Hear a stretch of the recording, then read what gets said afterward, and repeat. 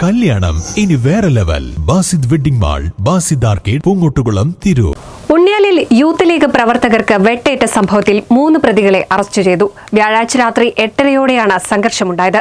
മലപ്പുറം ജില്ലാ പോലീസ് മേധാവിയുടെ നിർദ്ദേശപ്രകാരം താനൂർ, തിരൂർ ഡിവൈഎസ്പിമാരുടെ നേതൃത്വത്തിലുള്ള സംഘമാണ് പ്രതികളായ മരക്കാരകത്ത് മർഷിദ്, ഞാറക്കടവത്ത് സുബിനാസ്, ഊറാങ്കടവത്ത് റമീസ് എന്നിവരെ അറസ്റ്റ് ചെയ്തത്.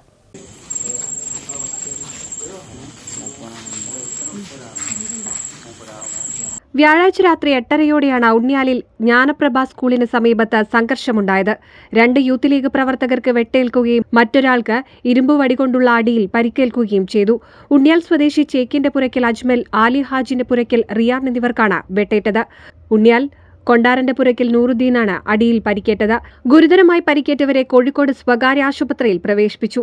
കഴിഞ്ഞ ദിവസം ഉണ്ണിയാലിൽ CPM ലീഗ് പ്രവർത്തകർ തമ്മിൽ സംഘർഷമുണ്ടായിരുന്നു.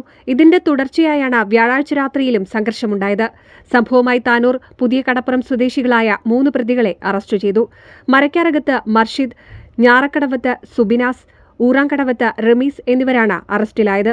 ഉണ്ണിയാൽ, ആലിൻചുവട്, പറവണ്ണ എന്നിവിടങ്ങളിൽ താനൂർ, തിരൂർ ഡിവൈഎസ്പിമാരുടെ നേതൃത്വത്തിൽ തിരൂർ, താനൂർ SHOമാരുടെ കീഴിൽ വൻ പോലീസ് സന്നാഹം സ്ഥലത്ത് ക്യാമ്പ് ചെയ്യുന്നുണ്ട്. അക്രമികൾക്കെതിരെ പോലീസ് ശക്തമായ നടപടികൾ സ്വീകരിക്കുമെന്നും സ്ഥലത്ത് പോലീസ് പെട്രോളിംഗ് കൂടുതൽ ശക്തമാക്കുമെന്നും പോലീസ് അറിയിച്ചു.